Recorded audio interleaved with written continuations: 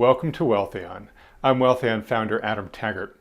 A week ago, I interviewed John Hathaway for Mike Maloney's GoldSilver YouTube channel. John is a legend in the hard assets investment world, and he shared a number of valuable predictions about where he sees the precious metals, gold and silver, headed from here. So, with Mike's kind permission, I'm now sharing the interview here with you on Wealthion. Enjoy. After holding their own in 2022, a horrible year for stocks and bonds, the precious metals and the companies that mine them are positioned very well to deliver superior results here in 2023. To learn why, we're extremely fortunate to be joined today by John Hathaway, Sprott Managing Director, and one of the most respected precious metals portfolio managers in the industry.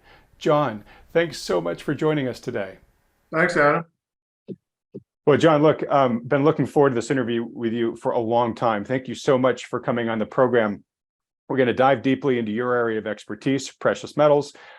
Before we do, I just want to kick things off with my customary high-level question I like to ask all my guests at the beginning of these interviews. What's your current assessment of the global economy and financial markets? Well, I would say that it's very different than consensus. Which I think let me just give you an idea of what I think the consensus view is, and that is that the U.S. is heading into a shallow recession that will not be very long-lived, and but that the Fed, which has been the main problem for most investors for the last really half a year at least, will pivot somewhere along the way, and then everything will go back to normal and onward and upward. My view is that the recession is just starting, and it will be steeper and longer than the consensus thinks, and may even last more than a year. Maybe it may last a couple years. That we are in a bear market. We may have rallies along the way, you always do, but I think it will turn out to be very troublesome. And I would say that somewhere along the line here, I expect the Fed to cry uncle because the economy is doing so badly and the pressures are so great from a political point of view that they will turn on the fire hose again and revert to the zero interest rate QE playbook that got us into trouble in the first place. All right. So in previous discussions with past experts on this program, a similar topic has come up, which is it's almost sort of like be careful what you wish for with a Fed pivot. As you said, consensus was sort of short and shallow recession. The Fed pivots, and then we just go back to normal, right? We go back to the salad days of pre-2022. Exactly. And it sounds like from what you're saying is that not only will the recession be more painful, steeper and longer, but that if we get to a point where the Fed is forced to pivot, it may likely be by really bad systemic breakages that aren't necessarily bullish moments for markets. I mean, it could be real trauma that's going on, and so the Fed pivot might not be accompanied by an immediate zoom higher in stocks, and secondly, we may be dealing with the reverberations of the shockwaves from whatever forced the Fed to pivot, for a good while. And I know in past hiking phases with the Fed, when the Fed has pivoted, it's generally taken the markets several quarters to recover. It wasn't like this instantaneous switch. And so we kind of already have historical precedent on our side for that view as well. Did I summarize your viewpoint there well? Yeah, no, I think I guess I don't know what the market would do. I would assume it would rally. I'm not sure from what level, but certainly the Fed pivot, when it comes, will be a relief because of I think the general feeling that what they've done is damaging, and it may not cure inflation. Frankly, I don't think it will. I do believe that inflation is moderating. If you go to the print of last June on the CPI, which I think was 9.1% or so, and you just do it sequentially instead of year over year, you're basically flat. Inflation is maybe 2%, maybe not even that. So, but that doesn't mean that inflation has been cured, because there are many things that may not be responsive to a slowdown in the economy. And I think labor is one of the things. Mhm. Very sticky wages, I believe, and they're a big component. Housing, rents coming down for sure, but a lot of these things are very slow moving and may take more than a 6-month campaign of hawkishness to wring out of the system. So my point of view would be that inflation is moderating. There may be a fig leaf in some of the numbers that will allow the Fed to pull in its horns a little bit. But I do think that inflation, and you can just look at the Fed balance sheet, which is still, what is it, 8 trillion? Yeah. 8 trillion plus. I mean, how are they going to unwind that? I mean, it's there. I just don't see them doing it. And one thing that to me is important to talk about is that I don't think the Fed can afford a recession, because in a recession, tax receipts go down, spending probably goes up because of the reflex that you get out of politicians to help out in the form of more spending. And so that means that a budget deficit of, I don't even know what the number is, but it's probably, what, $1.5 trillion, which is the current run rate. It could go to twice that. Right. And what's that going to do to the dollar? And so I just think we're in a position where I just don't, I think the best way to put it is regime change, and whatever that means, but it's not a back to normal scenario. Got it. Okay. And that's sort of where I was going. It's not a back to normal scenario. And it's interesting. You just said you don't think the Fed can afford a recession. I'm curious, John, despite that, is a recession even avoidable at this point in time? Right. I mean, No, we're in a recession. I mean, you look at, like, retail sales were down like 1%. Look at the Empire index. I mean, those numbers are just terrible. I just think we're just early days here. I just, to me, again, if the Fed does what it's claiming it will, it'll hike some more, and it's going to stay there. It's not talking about retracting any of this hawkish stance that they're committed to. And if that's correct, I think the recession that I think is, to me, is very easy to see. It's beyond me how people still say, I mean, again, consensus is there's a recession, but the consensus is also that it's short and shallow and a soft landing. But some of these things don't look like a soft landing to me. A 1% decline in retail sales doesn't sound like a soft landing to me. You look at the layoffs. I mean, there's so many things to talk about. And this is the sort of thing. Larry Summers gave an interview the other day, and he called it that we could be in a Wile E. Coyote moment. And you remember where Wile E. Coyote was chasing Roadrunner, and all of a sudden he's in the middle of space, and he's the next thing is a face plant, somewhere down in the canyon. I kind of think that's where we are. The damage has been done, and the thought that they're just going to hang tough, the Fed being the Fed, and just stand pat while they watch inflation numbers trickle down is, to me, it's not credible.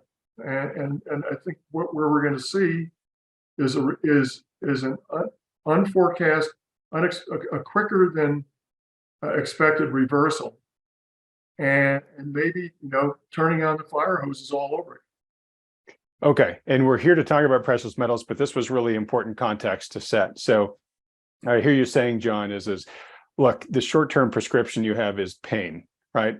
Going into recession, you mentioned that we're still in a bear market. I've seen some recent quotes from you saying that you believe the bear market's far from over. So things are going to get more painful, both in the economy and in the financial markets. Right. You think that then's going to force the Fed to pivot, maybe even to go back down close to ZERP. I don't know if you're calling for exactly ZERP, but a pretty dramatic rate cuts reversal from where we are right now. Yes. And of course, all of that is going to have an impact on precious metals. So let's talk about now, if that indeed happens as you think it's going to, how do you think the precious metals are going to respond to all that? I think positively, obviously. And just why, the headlines in 6 months, we're just speculating. But the price behavior of gold, we bottomed around 1,600. Here we are at 1,900 and change in the space of a couple of months. Yeah. Nobody's paying any attention. Sentiment is terrible, continues to be bad. I can look at the flows that we see into our mutual fund and say that they're at best subdued. And I'm very in touch with sentiment indicators, and I look at a lot of the commentary in the financial media. And I would just say, notwithstanding this rally that we've had, there is absolutely no interest, no excitement. And so, long-winded answer to your question is, I don't really know, and nobody can know what the headlines will be 6 months from now. But if you look at the price behavior of gold and also the gold mining stocks, but really gold is the key thing to look at. It's telling a story that,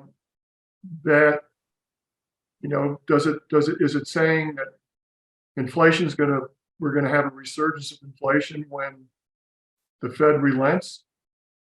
Is it saying that there are black swans out there, maybe in the shadow banking system, which is bigger than the regulated banking system? Is it, on the geopolitical front? We don't know, but price makes news, headlines follow. And I can think of enough black swans that are out there that will affect interest, which, to restate my point, is zero right now. And here we are within striking distance of an all-time high on the gold price. Nobody cares. So, John, I want to get to those black swans in just a second. But first off, just why is sentiment so lackluster in gold right now? It kind of boggles my mind, because it was one of the best performing assets of 2022, right? When the S&P was down 20% and the NASDAQ was down over 30%. I think a lot of gold holders expected the conditions in 2022 would have sent gold vaulting higher, but at least it held its own, right? So, why are so many capital allocators apparently still kind of not impressed by it? A lot of reasons that I can think of for that. I think what has always plagued gold is that somehow to justify it as an addition to a portfolio or a strategy, there's a lot of negativity that goes with it. There's a let's say a pessimism in terms of the market or the economic outlook that one would have to subscribe to to justify committing to gold in a peer situation. And I think that's the biggest thing. So the fact that it performs well, and when it does perform well, is kind of quickly brushed under the rug, swept under the rug, and because the story of gold is it's either inflation, it could be geopolitical unrest, upset, could be economic misfortune. There's so many things that people who talk about gold, and I guess I'd plead guilty to the same issue. To bring it up, you have to talk about something negative for mainstream investors and why to have it. I think it's healthier to say gold is a hedge against systemic risk, and having some exposure to it without necessarily taking a strong point of view on the bad things that could happen makes sense, just as you would buy insurance on a house or anything like that. So, but to answer your question, when gold does well, maybe the majority of people aren't doing well in their chosen strategies, and so they don't want to hear about it. I'm used to it. I've been doing it for 20 years now, and I've got a thick skin. But I think that's as close as I can come to an answer to your question. All right, John. Well, look, you recently said that gold and mining shares are severely underowned and will prove, quote, effective antidotes to ongoing macroeconomic chaos.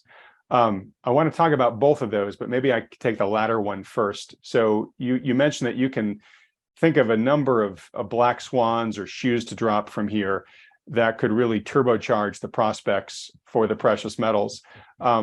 Which ones of those do you think are more likely? I think a recession that lasts more than a few months would be first and foremost, because of the knock-on effects of what that would mean. It would be bad for leveraged private equity. It would be bad for the funding gap in pension funds.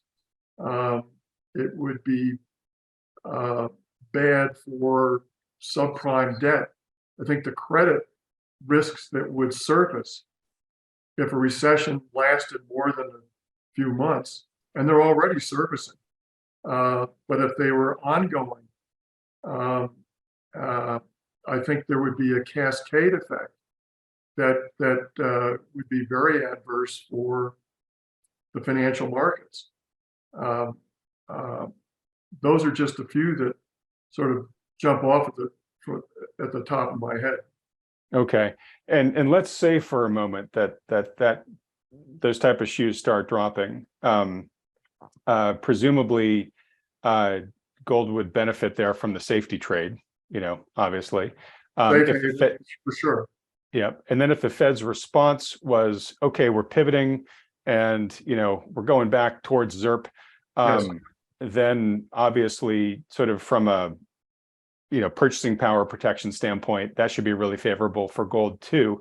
So as you kind of think about what could happen from here, like how bright a future do you think that does gold have from here? And what sort of time frame would you be expecting to see gold's next big move to happen over? As you mentioned, it's back up near all-time highs already, even though it's not really grabbing headlines right now.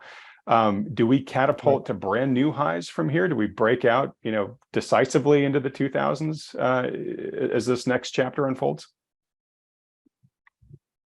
Well, I think the answer is yes, because nobody's aboard. The things that could happen are the sort of things that would sort of activate the safety trade that you just referenced. A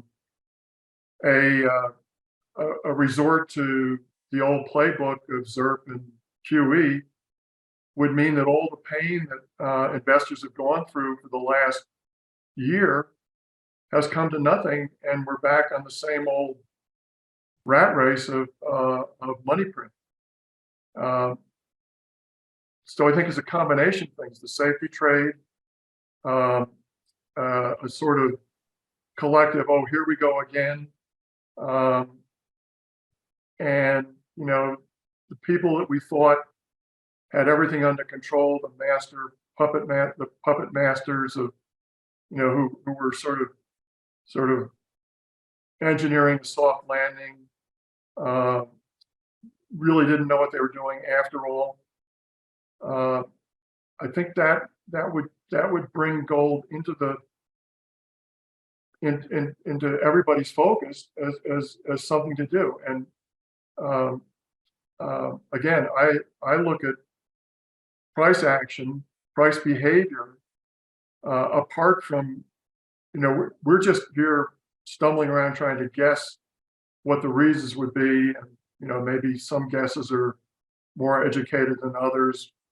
But to me, the fact that gold has had this big rally, it appears to have made a major bottom without any headlines whatsoever, is extremely positive. And we're just left to guess as to the reasons why and what will be happening 6 months or a year from now to make more people than do right now want to have a position.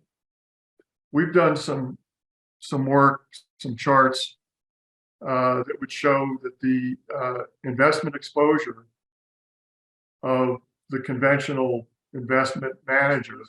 We have a couple of charts that we could throw in that show how low the investment exposure is.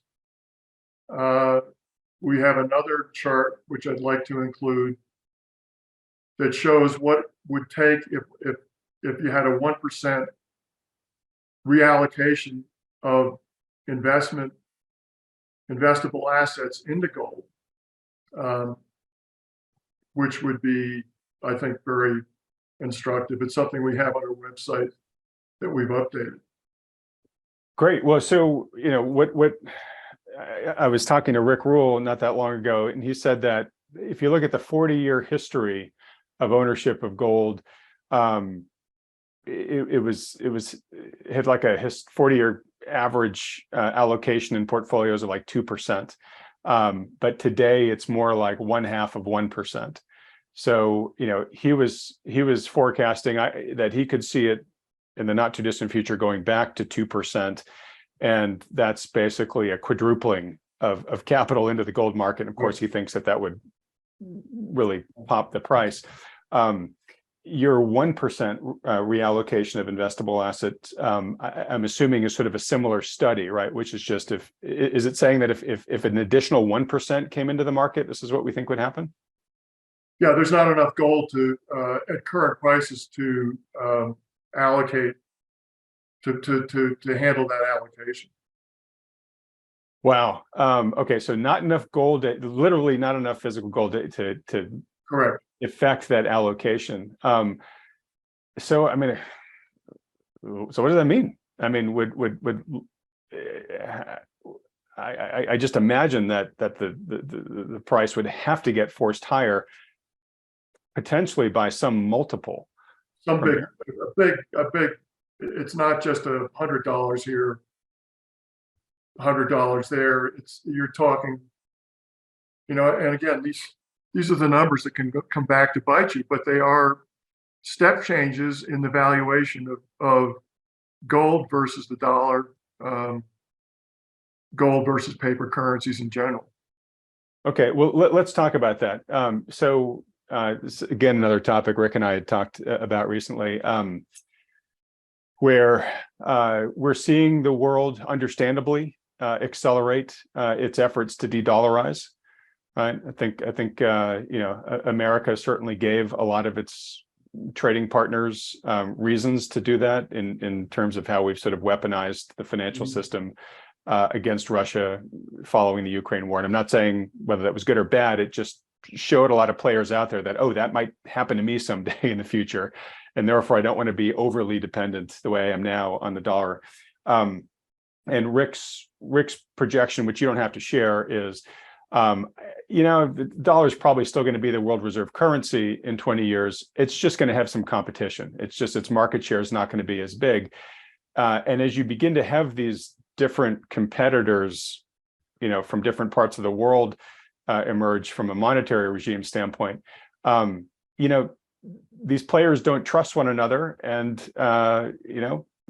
there's people will be sort of transacting in whichever currencies they trust the most.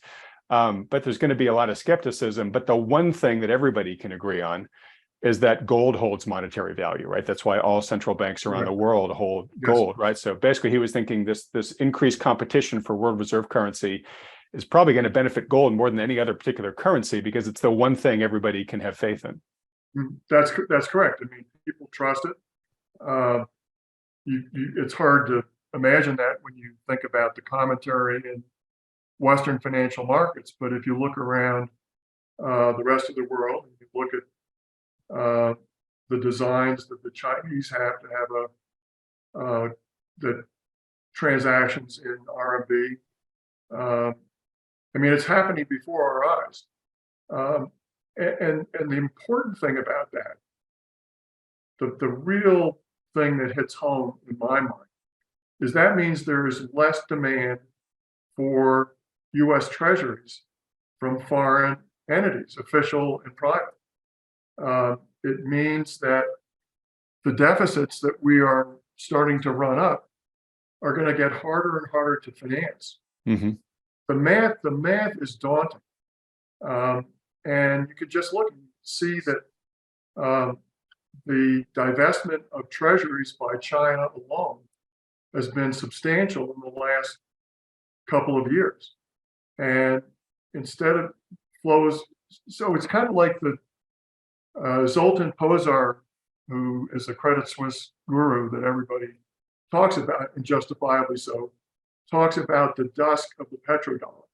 That means the idea of recycling trade surpluses into treasuries had its best days. And what does that mean when the U.S. government deficits are continuing to increase? God forbid we have a recession that lasts more than a couple of months. Mm-hmm. Those deficits are going to be very, very tough to recycle. And it makes me wonder, what is the interest rate that will clear markets in a defective currency, which the dollar is, without in a free market? It just to me that's one of the biggest black swans of all, is that if the Fed were not in play to manipulate the bond market, and obviously we all know that they did that for many years following the GFC, where would interest rates go? I mean, our rates could look like Argentina. Right. And given your concerns about our current level of indebtedness, and that's just looking at the federal debt, right? It's not taking into account all the entitlements and other obligations. Well, you have to include entitlements, but I mean, that only makes the argument stronger. Exactly. I've had lots of discussions with viewers of this channel when we've been talking about today's interest rates, and they say, well, guys, we 7% mortgage rates, interest rates at 5+, like we had way higher back in the 80s, right? But what that they don't take into account is, yes, you did, but the country was at a completely different position back then, balance sheet wise, right? Right. Yeah, debt to GDP was, I think, 30%, and now it's 100. I think it's 120. Okay, and obviously, if essentially what you're talking about there, which is kind of like a bond market revolt, right, where the bond vigilantes, who are a term from a bygone era, but if they actually came back and took the bond market out of the control of the Fed, and interest rates went up into the high single or double digit areas, I mean, that would be catastrophic for today's economy. Again, though, and I'm not saying that you're saying that that's exactly what's going to happen, but that would be good for gold, right? I mean, from a crisis trade standpoint. Again, that's right. The safety trade, the safe haven. Um, yeah, I mean, one of the narratives that gold was battling for most of last year was that the dollar was a safe haven, and you follow markets, the trade weighted dollar DXY traded at 115. It was almost like religious fervor. It was almost like crypto. People thought that this was the best place in the world to be, and they positioned it. Particularly the quants would position that trade by being long dollars and short gold. And the spread, if you look at that trade and the spread, it was fantastic. But it was overcrowded, and gold really, and the dollar was not a safe haven. It was a crowded trade, and gold actually turned out at the end of the day, at the end of the year, let's say, to be the safe haven that was superior to the dollar, and superior to just about everything out there. Well, I'm glad you mentioned the dollar there, John. So the dollar did have a strong year last year. I mean, it cooled off in the last couple of months. But a hot debate right now is whether we're going to see a resurgence in strong dollar in 2023, or if indeed it's going to continue to weaken because it was so strong next year. And that's important to gold because gold and the dollar tend to trade in this inverse relationship. So I'm curious, to know your outlook for the dollar for 2023, if you've got a strong opinion. But secondly, if you could opine just on the fact that people treat this inverse relationship in price between gold and the dollar as ironclad, but it's not necessarily, right? You can have there's some periods of time where the dollar index goes up and gold goes up along with it too, right? Yeah, I think that's one of the biggest BS narratives out there. If the strong dollar was the biggest factor in gold prices, how is it that gold has gone from 300 to 1900 in the last 20 years? I mean, you've had periods along the way when the dollar was strong, and periods along the way when the dollar was weak. But at the end of the day, the gold in dollars is up about sevenfold.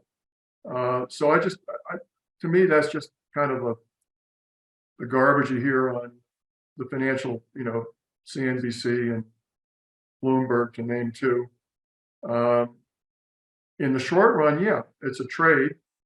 It worked very well, but I'm not sure that. Well, I put it this way: I am absolutely certain that a strong dollar is death for the U.S. economy. It's deflationary.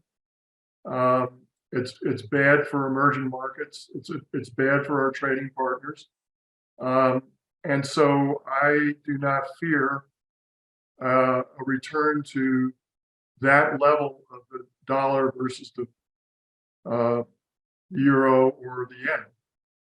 And where I think we're headed, and this goes back to an earlier piece of our discussion, is that as the world moves towards more of a multipolar reserves system, where you have a lot of trade being done in RMB and maybe other currency blocks. You've seen the Gulf states, Saudi Arabia, and so forth, move in that direction. It means less shelf space for the dollar. And again, that is very bad for how do we recycle all this treasury issuance that's going to result from where we are today, and then if there's a recession, almost double what people are predicting. So I just have a hard time seeing dollar strength as a intermediate term expectation. So that's my outlook for the dollar. Okay.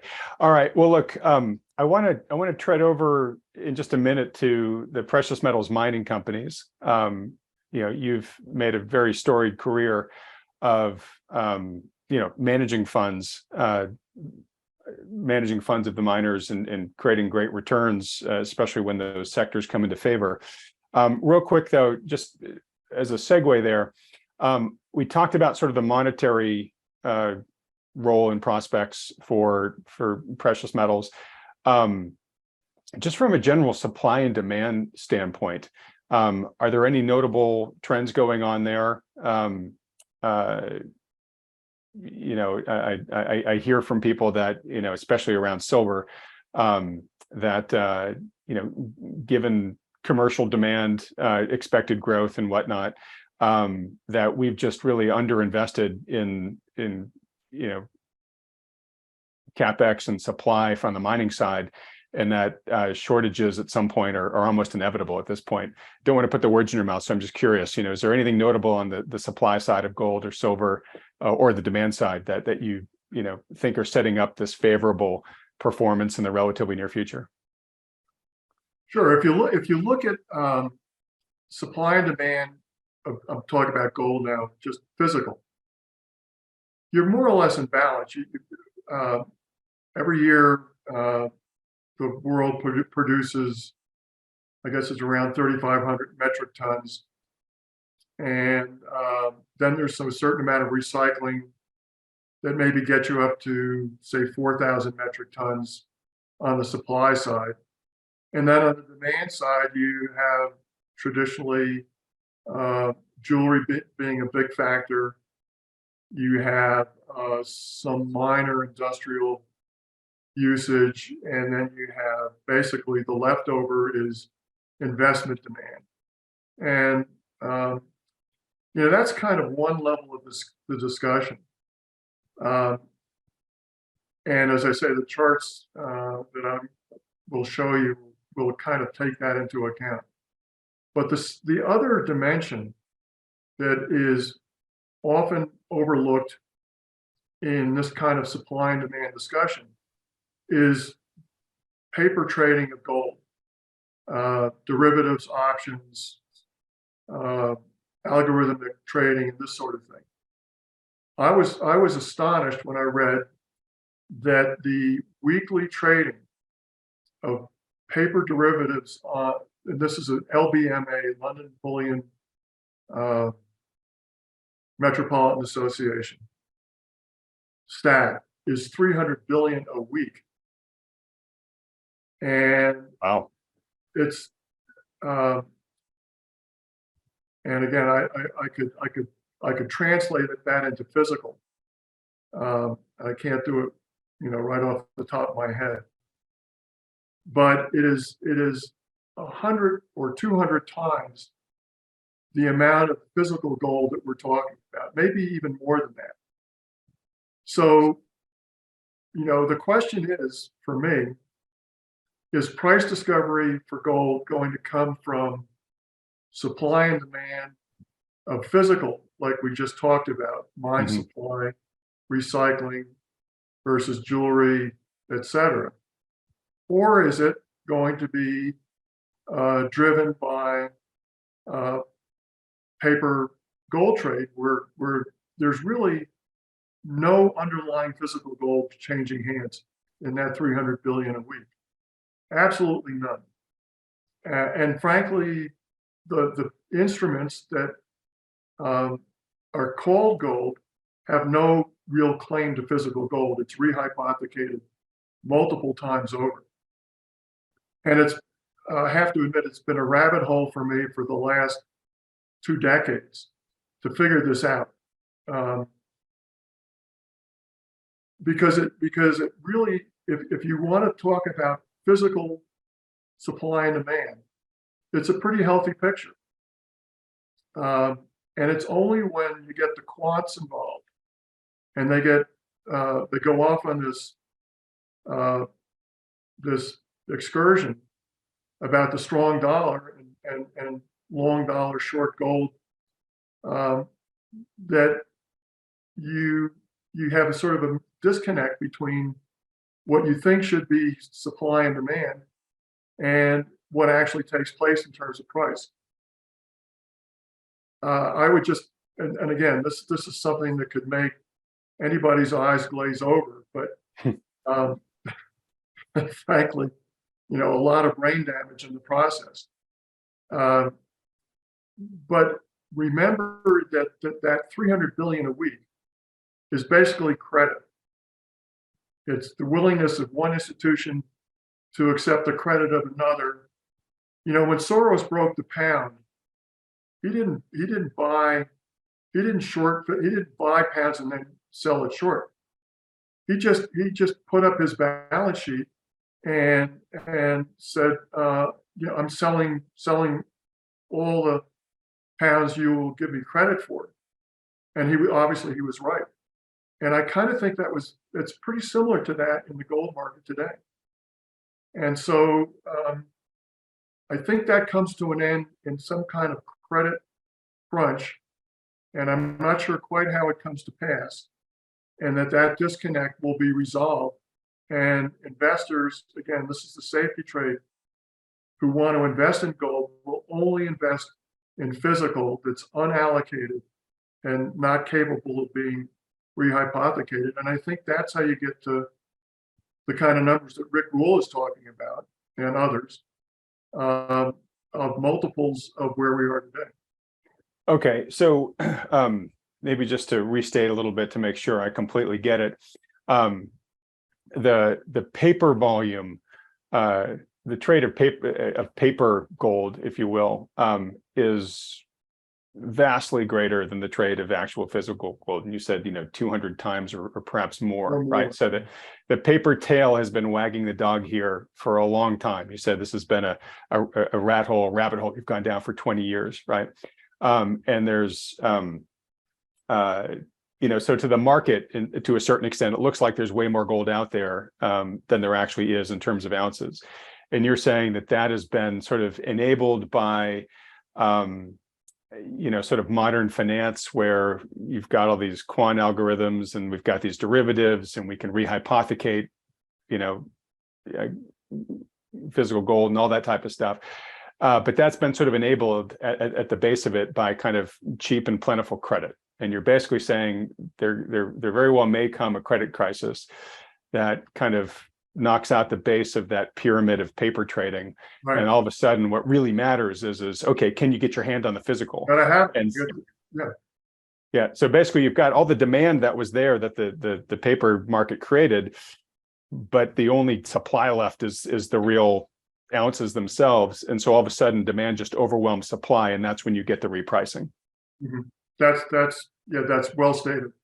Okay.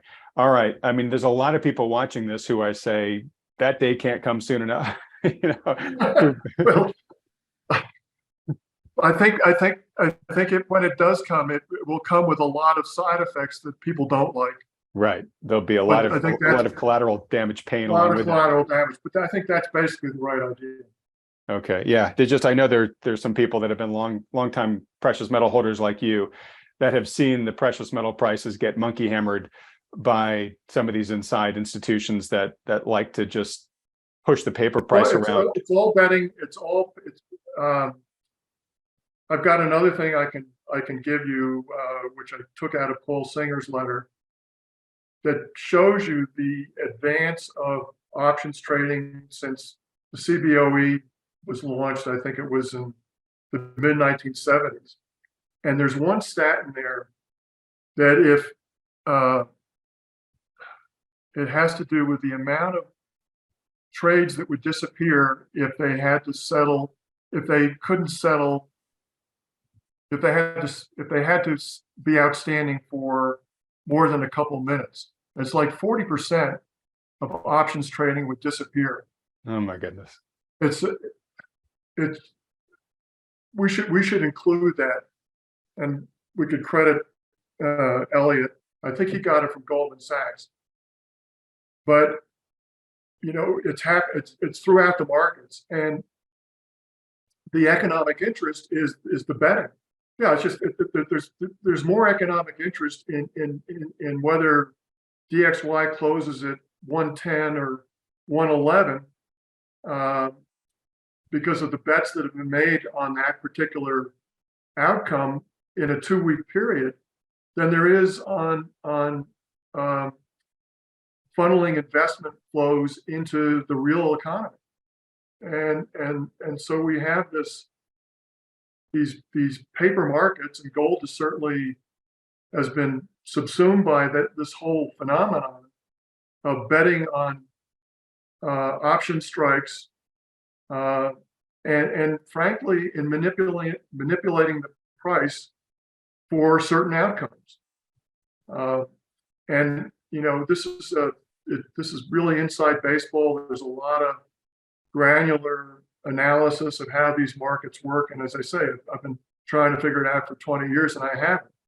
But my observation is that there's more price discovery in that sort of thing than there is in physical flows, supply and demand that we talked about earlier. Okay, that's super fascinating. All right, John, well, look, as we begin to wrap up here, I do just want to talk about the mining companies for just a moment here. Presumably, if the metals have an upwards repricing, substantial upward repricing like you think is possible here, theoretically, the share prices of the companies that explore, find, develop and produce these metals should go up substantially even more, right? Because their leverage plays on the metal prices themselves. So I guess first, as you have this sanguine outlook for gold and silver, I assume you probably have a pretty sanguine outlook for the precious metals mining sector in general. Yeah, because mining stocks are based, they're perpetual options on directionally in the price of the underlying metal, gold or silver. So if it costs all in, I think the number today is around, let's say $1,200, maybe $1,300 an ounce to produce gold, and the margin is $600 on that, or $1,900 where we are today, and then the gold price goes up by, let's call it 20% to it's roughly $2,400. Well, that's almost a doubling of the margins of producing. And so in the early stages of a upward leg in the metal price, I would expect to see 2 to 3 times that in terms of the leverage, in terms of the returns in the mining stocks themselves. All right, fascinating. Well, look, John, I'm looking at the time, and rather than try to do an important subject short shrift, I'd love to have you back on the program at some point in time to talk specifically about the mining companies, both in terms of where you see the best opportunities, whether it's majors and miners, whether it's explorers or developers or producers, but more importantly, as I said in the introduction, you've really been one of the most successful portfolio managers in the precious metals mining space around, and I'd love it if you'd feel comfortable sort of sharing your framework with us in terms of how you evaluate a company, right? When you're looking at a mining company, how do you determine whether its prospects are good enough to put into your portfolio or not? Because I know in this space, there's a lot of chaff along with the wheat. That is putting it mildly. I'd love to come back if you'll have me, and love to spend more time on that theme. Well, all right, John, look, in beginning to wrap things up here, I want to go back to what you talked about at the beginning of the program, which was your forecast that more pain lies ahead, right? Continued slowing the economy, perhaps going into a steeper and longer recession. And then on the market side, the bear market not being over, which means that there's a lower bottom lying ahead out there, right? So looks like it has a high potential to be another challenging year for investors. Then you made a really important thesis through this entire interview about the wisdom of owning precious metals in this type of environment.